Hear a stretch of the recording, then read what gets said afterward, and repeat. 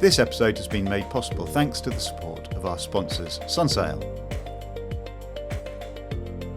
There's ice everywhere, and the ice is so unpredictable. Like, you've always got to keep an eye behind you, because ice can just pile into the anchorage and trap you and crush you. Right. You've always got to keep an eye out on what's going on. And, Yeah, no messing around. but also the people that are there the film crews we love working with. They are so demanding, but we enjoy they tell us what their goal is, and we can help them. So you're there looking for trying to get them into the places that are going to get the footage that they need in the time frames that they've got, presumably. That's right. Yeah. And they must be under a lot of pressure to be like, Yeah, and you see the footage of, I don't know, killer whales or penguins doing whatever, and you're That's like, right. how on earth did you get in the place to find that thing? The wish lists that they present us with are pretty insane sometimes. They'll want to see a humpback whale's fluke with a sunset behind and mountains in the foreground or something. Yeah. Be like, we make it happen somehow.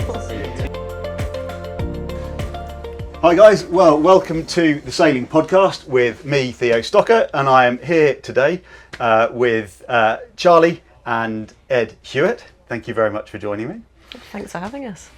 We are on board Bavaria, have very kindly let us sit on board their new C46, so if you're wondering where we are, it's not my boat, it's not these guys' boat, sadly, but it's a very nice quiet place to come and sit while we're at the Southampton Boat Show.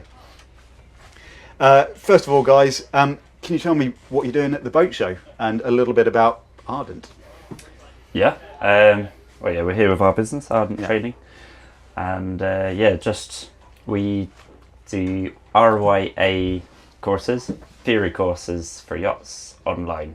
So day skipper theory, coastal skipper theory, that sort of thing, but all online. Yeah. So we're just here to hopefully sell a few courses, but also meet some of our existing students and stuff. Being an online business, nice to get a little face-to-face event once a year. Yeah. And the show's going all right for you so far? Yeah, we're totally happy with it so far, aren't we? Having a good time. Yeah, we enjoy it here. Yeah, it's good. So, training and RYA theory courses, it used to be that you would sign up for an evening class and you'd go along and you'd sit in a classroom and an instructor would teach you everything you need to know to get ready for your competent crew, your day skipper or yacht master or whatever it was. Yeah. How is what you do different to that? Yeah, so I used to teach these classes in the classroom, and I found it quite difficult and quite demanding of the student, because you're always getting them to imagine scenarios that are out on the water. So for example, if you're teaching students about transits, the classic example is you pull the whiteboard pens out of your pocket and you say, imagine these are two features on the land, and you're going to steer towards them, and that means you can only be on a straight line with these 2 points. This is something that's much easier to teach on a boat with a video camera. So actually showing people the things that you're talking about. Exactly, you can show what it looks like when you're too far to port, too far to starboard. Yeah. And I guess the digital world means that you can, where in the past you had to do that in an imaginary basis, and the instructor and the students were like, we're not doing a water-based thing, it's an evening class or whatever, so everyone was confined to the classroom. But if you're doing it digitally, a student can do it in the comfort of their own home without having to get out on the water. But there's nothing to say that you have to be confined to land as well. You can be out on the water doing the thing that you're talking about. That's right, that's the idea. That's a clever idea. Yeah, I've watched some of your stuff and I was really impressed by it, and it does really bring something that can be quite, I remember as a kid trying to learn about the rule of twelfths and about tides and all that kind of stuff, and you're there sort of scratching your head in the evenings and you're like, yeah, I think I get it. But it makes so much more sense when you can just see it. In many ways, it's the obvious place to learn it is out on a boat, but clearly that's quite a big time commitment. You need to do the theory before you get out as well. I think people like it as well that you've got, with us, you've got the stunning scenery of the Hebrides in the background, and it kind of reminds people why they're there learning this theory as well. It's a bit more like motivating for them. Yeah. So the end goal is kind of there on the camera for them. So, and I want to come on to the sailing and the cruising you guys do in a bit, because I think that is probably, your business is interesting, but I was fascinated by how you run your business and how you do all your sailing and your life stuff. But in terms of tell us a little bit more about the business. How long have you been around, and how did you come about setting it up? So online business is maybe not a surprise that it was somewhat COVID inspired. Yeah. So beforehand we were off sailing around the world we both worked on boats since we left school, but the pandemic, it tied us down, and also we lost all our work, and Charlie started doing a bit of teaching navigation online, and and she was loving it, but I was loving it even more because we had our boat and we were out sailing our boat. We sailed to the Scilly Isles, and we sat there, and Charlie worked on a laptop for 3 days while I walked around the Scilly Isles and had a nice time, and then we picked up anchor and moved somewhere else, and but we suddenly realised that we'd always earned money sailing other people's boats, but now we were earning money sailing our own boat on our own, cruising. Yeah, I've definitely been in the Scilly Isles at Anchorage doing work online. I can share that, Yeah. But yeah, so you figured that actually you would do it, you would make getting money to do the sailing that you wanted to do, not the sailing that somebody else wanted to do. It was a whole new experience for us because we had only ever sailed for work on other people's boats, getting paid to do it. There was always a timetable, got to be here then, got to be there then. And now, cruising, this was like our first taste of cruising, and getting paid to sail where we want to go, cruising when we want to go. Is the way forward. So we didn't look back. People ask me about racing, no, cruising is the way forward. So you were both professional sailors. That's right. What sailing were you doing? What's your how did you get into sailing? Yeah, sure. So for me, I got into sailing and boating as a sea cadet, as a youngster when I was 10. Always thoroughly loved that, a lot more than I liked school. Yeah. So at 18, I joined the Navy, and my ambition was to be a warfare officer, which is, for me, they're the ones that do all the navigating, and really I wanted to be a navigation officer, but they're also the ones that become the captains of the ships and are in command of warships. So did you go to Dartmouth? I did go to Dartmouth, It was amazing. When did you go? 2011. Okay, yeah. Mm-hmm. I was there in 2006. Oh, no way, really? Yeah. But, it wasn't to be. It wasn't to be for a number of reasons, and so my career there was short. Yeah. When I came out, I kind of went back to the Sea Cadets looking for a job, and they put me on board their tool ship, and I was learning about sails, rigging. I mean, I'd sailed it quite a few times as a kid anyway, but they're the ones that really took me under their wing and put me through all my RYA qualifications, which kind of set me up ready for future work. What's their boat? It's a square rigger. It's a what's it called? The Royalist. Oh yeah, the Royalist. Okay. Of course. Yeah. So I had a ton of fun on that boat. Really did. And that's proper sailing, isn't it? Yeah. And they decommissioned their old ship, and I helped build and rig the new ship, and sailed that for a couple of years as well, which was fantastic.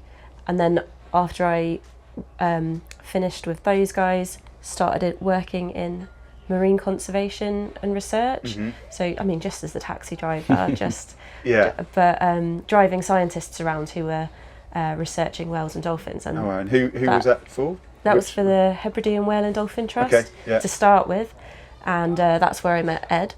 Yeah. And then you may as well take it from here because our careers kind of merged, didn't they? That's the merging point, isn't it?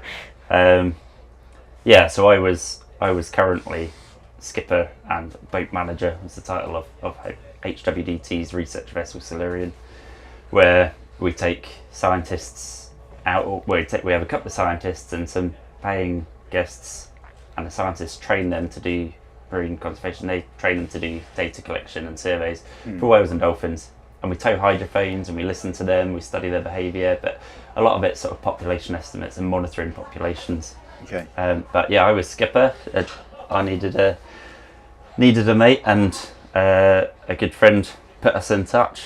Charlie joined us there, and after that we went back to another boat I'd worked on previously, same sort of stuff, whale and dolphin research, Song of the Whale. Oh yeah. So I'd done a lot on that over the years. Is it still based out of Ipswich? That's it was. Yeah, that's kind of its home port. Yeah. Basically, because the boss lives nearby. Yeah. But obviously it goes away for years at a time.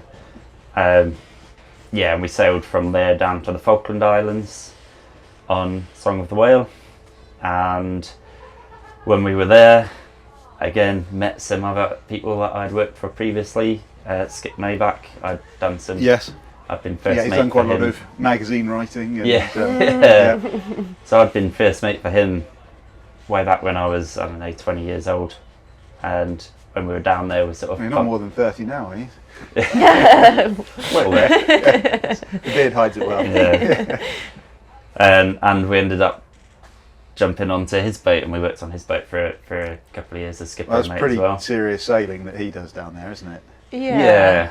Antarctic expeditions and Yeah, well, on Pelagic Australis, we used to take David Attenborough film crews to go and film in South Georgia. oh wow, it's sort of Blue Planet kind Yeah, of that stuff. Yeah, that yeah. type of stuff. Made it into the credits for one of them. Yeah, Oh, famous. just Ed though, just Yeah, Ed yeah. Hewitt. Blue Planet, Yeah. Yachty Monthly Sailing Podcast. There we go. Yeah, the world's your oyster. Yeah, but taking mountaineers to climb peaks that hadn't been climbed before. Wow. Lots of really exciting projects. So Yeah. it was a super cool But thing it's to be part of. super stressful. Like, Is it? yeah, big seas, big storms, and then you get to Antarctica and it's ice everywhere, and the ice is so unpredictable. Like, you've always got to keep an eye behind you, because ice can just pile into the Anchorage and trap you and crush you. Right. You've always got to keep an eye out on what's going on. And, Yeah, no messing around. but also the people that are there the film crews we love working with. They are so demanding, but we enjoy they tell us what their goal is, and we can help them. So achieve you're it. there looking for trying to get them into the places that are going to get the footage that they need in the time frames that they've Yeah. got, presumably. That's right. Yeah. And they must be under a lot of pressure to be like. Yeah, And you see the footage of killer whales or penguins doing whatever, and you're That's like, right. how on earth did you get in They're- the place to find that thing? The wish lists that they present us with are pretty insane sometimes. They'll want to see a humpback whale's fluke with a sunset behind and mountains in the foreground or something. Yeah. You'd be like, we make it happen But we somehow. want to see Yeah. 200 feeding fin whales north of Elephant Island in the middle of the Drake Passage with divers in the water, and it's like, I can tell you now, Yeah. I will do my best, but I will tell you now the Yeah. chances are so Those small. fin whales are divas to work with. They know. Yeah. These things that do 20 knots, yeah, great, okay. Scary to be around them in a small dinghy. Right. Yeah. So you're getting off the big boat into the little. That's right. So To put the divers in the water. Wow. Okay. But actually we did achieve that. I know yeah. I don't know how they do it, but these film crews always seem to get their wishes.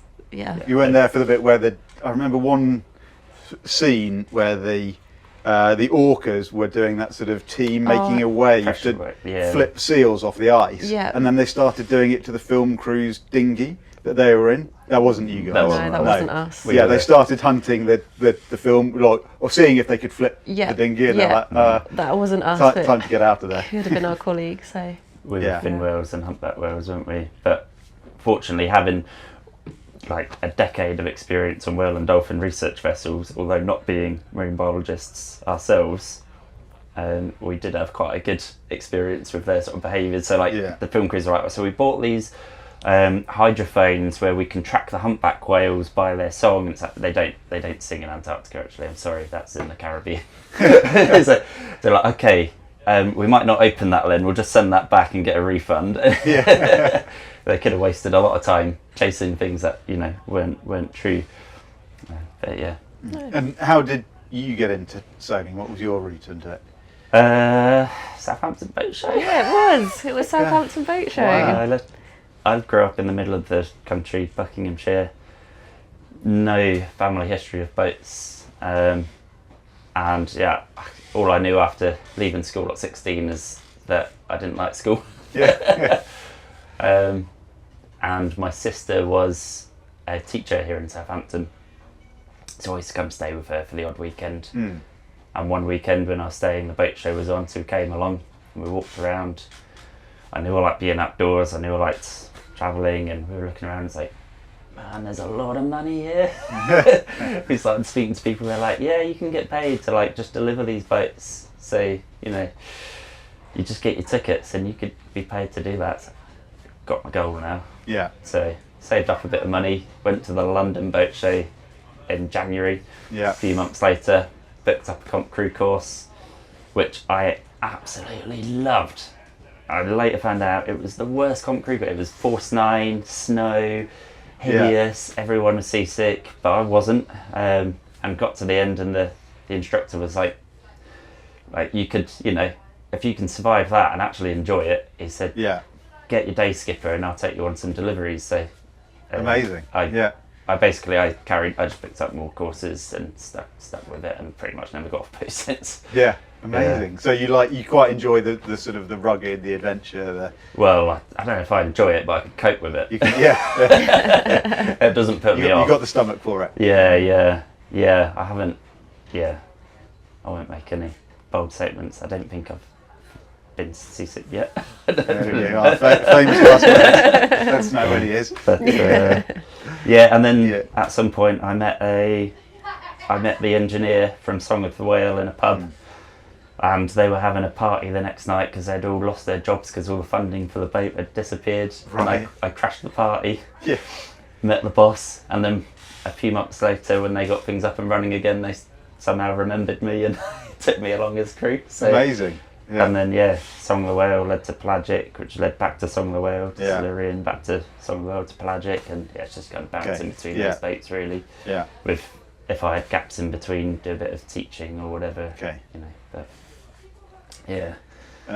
Amazing. And then obviously you guys met on Song of the Whale. Silurian. Sorry, Silurian. Yeah. Yeah, that's the Hebridean whale. Yeah, there we go. One. And you're married now? Yes. Mm-hmm. Yeah. Yeah. How long have you been married? Sorry if that's not too personal a question for a podcast. 5 years. Yeah, 5 years. Yeah. So we decided very quickly, hang on a minute, we're both sailors. If we're going to be in a relationship, we're going to have to sail together. Let's not be a couple that, sails on different boats. So we made an that expedition kind of down to Antarctica and back would be quite a long time apart. 10, 11 months would be away on that boat. Skip he likes, one crew for the season. Yeah. So had to be together or nothing. Yeah. That's amazing that you managed that you made that work and that you. That's right, because it's not always easy to find work as a couple. No. But we just sort of decided that we weren't going to take anything else, and the right jobs came along, and so that worked out. That was good. And then you discovered cruising. Yes. So before the cruising as opposed to charging off to Antarctica and not hunting whales, but filming whales and chasing whales. Yeah. Before the pandemic, we had just finished a season with Skip, and like I said, it's like 10, 11 months, and we kind of turned around and said, we can't keep doing that length of time. Like it is a stressful place. What we'd really like to do is do a couple of trips a year, and Skip had never, agreed to this before, and somehow we won him round to run just a couple of trips on each end of the season, like one at each end, and then he'd have crew for the rest of the season. And so we came home.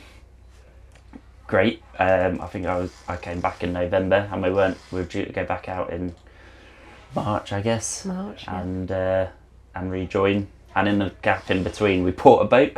Yeah, so we got some time. Yeah. So we bought a boat, and then March was when it all kicked off. Our flights got cancelled. All the work was cancelled, and we were like, well, what are we going to do? Well, I guess we'll sail our boat. So what boat did you buy?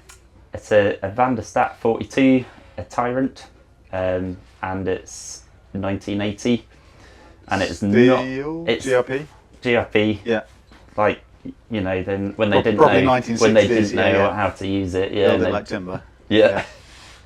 And it's not the sort of boat we wanted in the slightest, in a lot of ways. Like, being used to these big, heavy metal boats, we had been looking at some other boats, aluminium, lifting keels, and stuff that would take you to high latitudes, and they were, really enticing, but would have taken every penny we had saved up at the time. We're like, maybe we just need to work another year, And then this one came along, and we just went to look because we thought we should keep looking at lots of boats so that we know when the right one turns up.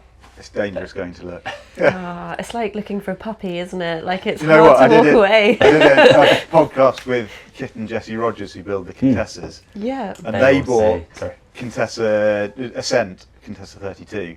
And that was exactly how they described buying Ascent. They weren't going to buy it. They weren't looking for it. But they thought, let's go and have a look. And it was like going to see a puppy, and you fall in love with the puppy, and you come home with a puppy that you didn't mean to buy. And Yeah, I've been there before as well. Well, we just had a you haven't got a dog on board your boat as well? Not Not anymore. No. We did have successfully for a bit. Okay.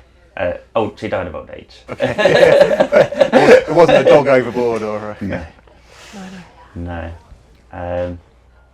So you went and saw the puppy, and you bought the puppy, which was a Van der Stadt 42. The owner had it from new 40 years, and he made it quite clear he wanted us to have it. He said he'd sold it a couple of times and backed out because he didn't think the new owners would look after it well enough. Okay. He was selling it because he was getting too old to maintain it, and he made it quite clear he really wanted us to have it, and basically it was a quarter of the price of the other boats we'd been looking at, and it turned out to be a really good decision because it's like thin and sporty and not our style normally. With the pandemic hitting, all that money that we had saved allowed us to cruise through the pandemic within all the guidelines and regulations at the time. Of course, yeah. But also gave us the capital to start our own business, Ardent Training, which we just wouldn't have had if we'd spent every penny and got a boat mortgage. It gave us the space and time. And during the pandemic, we realised how much we liked just sailing together, and presumably was that the first time that you'd done sort of completely pressure off? It had. Where should we go today? I've never been on a charter holiday or anything like that. I've literally never sailed for my own pleasure ever. Yeah. Well, I remember the first time waking up, looking at the weather and saying, where should we go today? Should we stay here another night? We can do that. We don't have to we can just stay because we want to. Never had that option before, you know. Just go, it's raining. It's really raining out there today. Let's not bother. Put the kettle on. Settle in with a good book. So we really enjoyed that. And previous to that, we thought about our futures and thought maybe we'll end up, because we wanted to have a family in our future as well. We knew that. And we thought, how are we going to achieve this? We wanted to start our own business. We thought about having practical training schools, but it was during the pandemic that this idea of doing online training came to light. And I'd always liked navigation since being such a youngster, so it made sense. Yeah, because the start of the pandemic, everyone went mad for Zoom calls, didn't they? You had to be doing online quizzes with all of your friends and Zoom calls 3 times a week. And everybody, it was just mental time, wasn't it? It was really so you came up with the idea of doing online training then? That's right. It was for we like the navigation. I've always liked computers, so the ideas was it kind of fitted us, but also looking at what was there, we couldn't believe no one had gone out and actually just filmed this stuff out on the water before.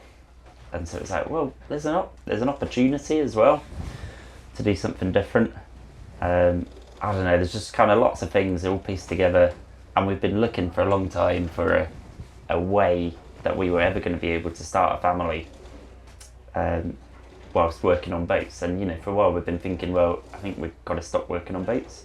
But now we... Yeah, because it's not easy to start a family whilst sailing to Antarctica looking for fin whales. That's right. No. And we found that wherever we'd been sailing around in the world over the last however many years, we were always telling people how beautiful the west coast of Scotland is. So we knew we wanted to return there at some point. And we thought, how are we ever going to get back there if we get sucked into doing something else? So we didn't feel we could start a business there because it's too remote on the west coast of Scotland and the islands. So, but actually having an online company, it doesn't matter where you are, and we can move around as we please. So. And that's what you're doing now. You don't actually have a home. You have a boat, which is your home. You don't have a house. I mean, And you run your business, this amazing online digital business, from your boat. That's right. You are digital nomads. In quite a small boat. Yeah. Talk me through that. How does that work? How do you run a digital business from on board a boat on the west coast of Scotland, where there's patchy phone signal at best, probably? Yep. So the first few years, first couple of years getting the business off the ground, we could cruise around reasonably successfully in building a map of 4G hotspot.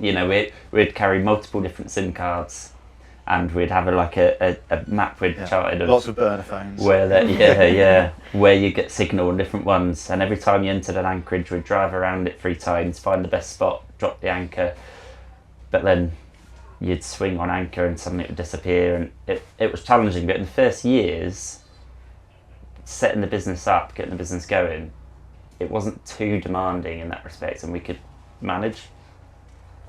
So yeah, it kind of worked. But I mean, the big last year was difficult because the business is busy. Yeah. And we are needed a lot. Yeah. But this year we've had a bit of a breakthrough. We've now got Starlink. Yeah. And we don't have to worry about signal anymore. Yeah. Otherwise. Yeah, because presumably the chasing down phone signals limit you quite a lot to where you could go and where you would be. We'd find that we'd often end up picking the same spots over again because we know that we get good signal there and we'll be all right for work tomorrow. So, building this picture was good, and in our days off we'd go and explore a bit further. But Starlink really was a breakthrough for us. Yeah. So, when did you install that? At the start of this year. Okay, so it's literally brand new for you this year. Yeah. Yeah. And what's the setup you've got? Because there's a number of different levels of It's the service, Rome. and the Rome one. Yeah, okay. so it's a smaller. It supposedly uses less power, but it still uses a lot of power. Yeah. But we got one solar panel dedicated to that one Starlink. Okay. And is that sufficient? Is that? Yeah. Okay. Yeah, that. So you can run it off solar. You don't have to be running Yeah. a generator or an engine to power it. Bearing in mind in Scotland, although the weather might be bad, it is also daylight in the summer. You get a lot of charging time. 3 hours of darkness, Yeah, so okay, yeah. there's a lot of solar power to be had. And now we can go, and earlier in April we had some good weather, late March and April, and we bombed out to St Kilda, and we were sat at anchor in St Kilda, first boat there. Apparently the warden wasn't even there yet. Yeah. And I was having a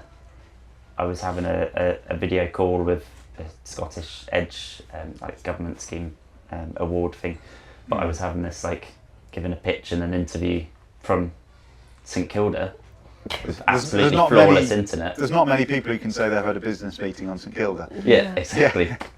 Total game changer. And actually, we only lost signal for about an hour and a half on the way out there, because it works up to 10 miles offshore and up to 10 knots. Yeah.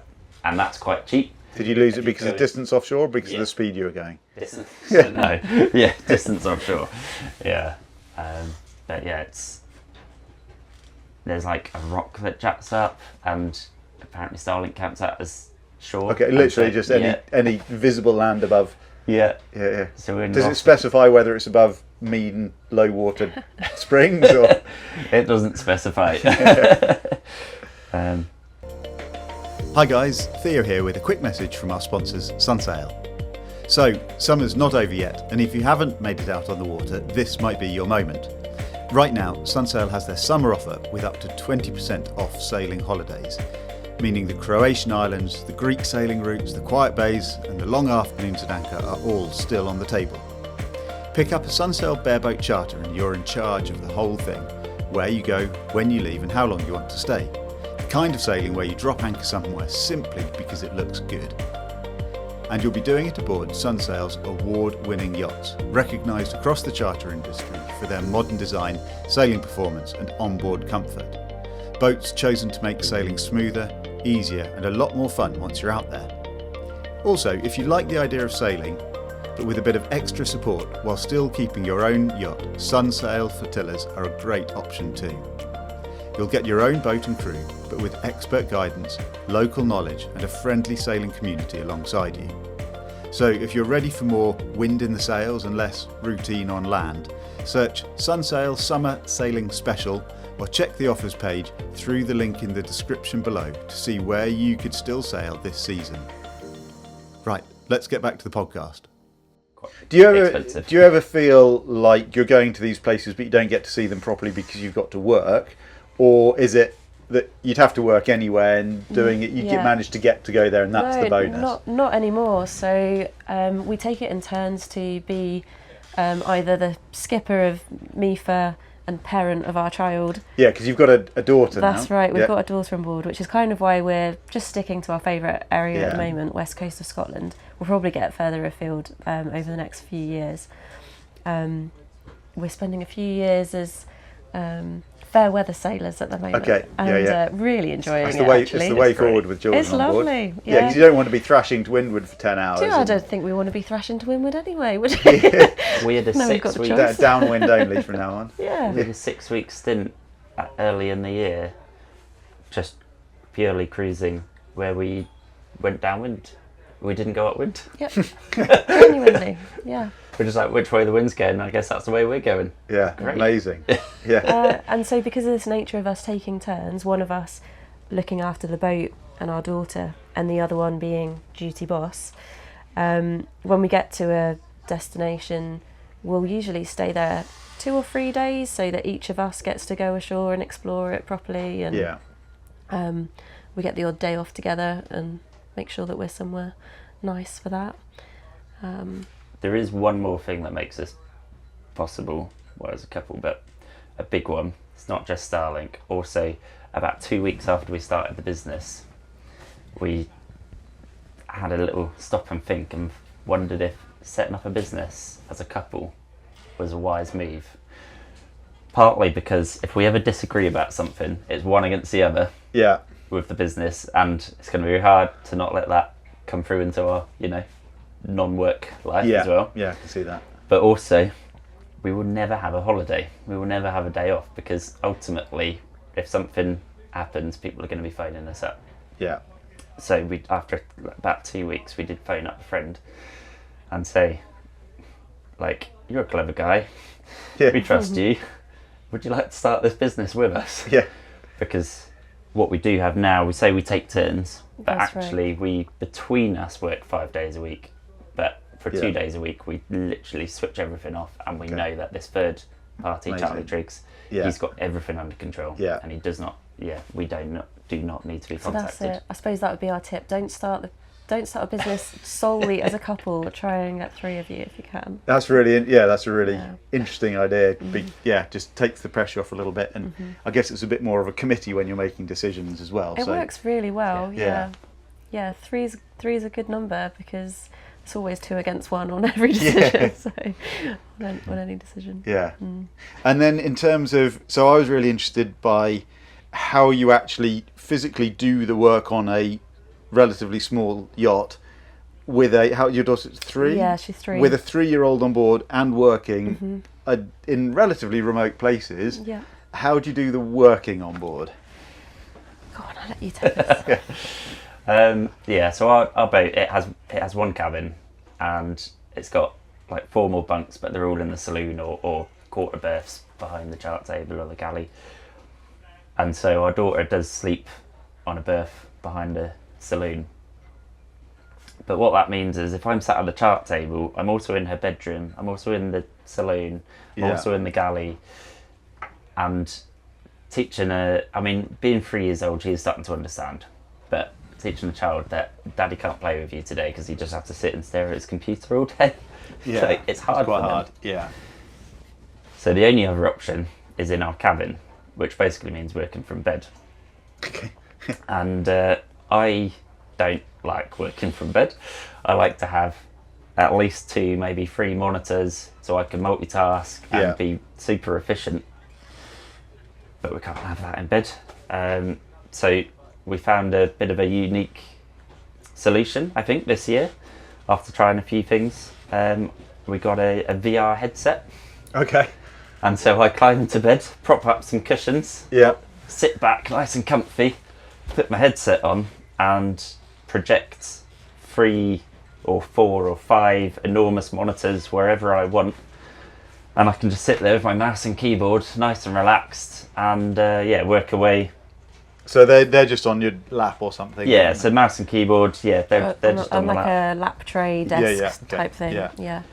And it does mean we can sitting at the chart table, you end up sort of hunched over and awkward, and you might get sort of RSI prone, But laid back like this, I can be totally comfortable, no strain. I like this idea. I spend a lot of time at a desk editing a magazine as well, so... and when you're at a chart table, you've always got the ridge over your wrists as well. Yeah.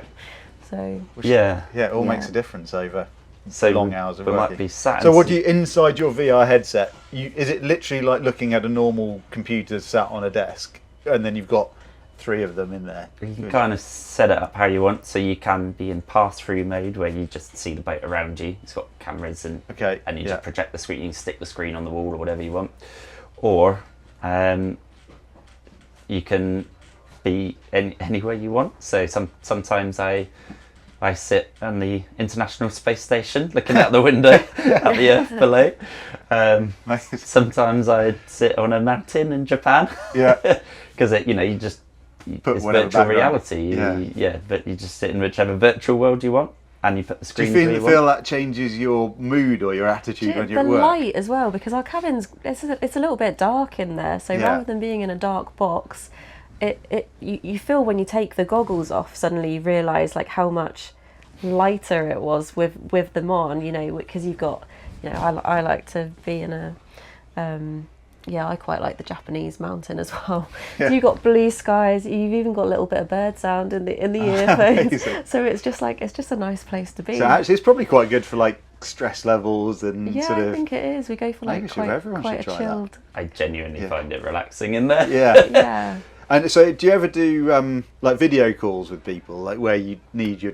We haven't got there yet. I take think the VR off for video calls. I was just wondering how that would work. Or do you just have like a little avatar walking down the mountain in your work call? That is like coming. They are building more of that in, and what they're building into these VR headsets is more like facial tracking. So talking to you, I can raise my eyebrows and make all these expressions, but you're going to lose that with an avatar. But they are building it in. But I think we'll just always imagine having a video call with a pair of eyes. We're not using those features yet. So much of our business is not just video; it's also personal engagement. Online training can feel very isolating. Yes, but we have the instructors in the videos are also on the end of the support line. They're also so you can watch a video by a person, then go, I've got some questions, pick up the phone and talk to that person. Exactly, and we really are trying to hold on to that. And a lot of people, they finish their courses, and today at the boat show, every day at the boat show, people are coming and they're going, I feel like I know you, I feel like you're my friend, you've been on, been in my lounge while I've been studying, and that's what we really want to hang on to. Presumably these are people that you've also spoken to, their customers, you've got a relationship with it. It's not just watching an anonymous person online. They know you and they're interacting with you as well as watching the videos. Absolutely. Yeah. And that's something that we're not in any rush to have avatars, because that's a step away from that. And we want to hang on to that. So we keep it rooted in reality. Yeah. So if we've got a video call, you take the headset off and you go sit outside. I hate working in the sun, but for a video call and you got a nice backdrop and you're at anchor and things, and people are like, wow, are you there right now? I was like, well, yeah, that's... We don't just teach sailing, we also sail. Amazing. In terms of your sailing, you're exploring Scotland at the moment, and you've got your boat. Is that it? You guys are set up, or have you got something that you? What's your dream sailing wise? What do you want to go and do? I think our dream is to go north. We've done a lot in the southern latitudes, but I think we'd like to go north. I've done a little bit up north, but would like to do it on my own boat. With work, I've been to Iceland and Greenland and Canada, and it's great. But with that work, like, we've always had a agenda. We've got to be looking for this group of whales or whatever, and so it'd be nice to go back to those places and cruise. And maybe one day just keep going. And I've Northwest Passage. I mean, that depends. I would have to think about whether we want to take our children for the Northwest Passage. Yeah. More South Pacific islands sound quite nice. I was wondering if you like the tropics. You seem very drawn to the ice and the cold. We have made a bit of a niche for sailing in rubbish weather, haven't we? Like in our professional careers so far. I'm better in cold weather than I am in hot. It often gets too hot for me in Scotland. So. Okay. Yeah. Yeah, we might, as our kids grow, we might do like maybe a winter in the Med or something. Try out a little bit of swimming off the boat and that kind of thing, but not too. Not as long too as hot. the water's not above 10 degrees. Yeah. Yeah. Cool. And you're sticking with your boat? You happy with your boat? We're gonna stick with her a few more years. Yeah. We love the boat. We're happy with the boat, and it is ultimately small, but we've raised one daughter to almost 4 years old without even questioning it, and we can live with it a bit longer. And the thing is, the business it took a lot of our, like I said, it was such a blessing that we got a cheaper boat because we had that money to start a business. Yeah.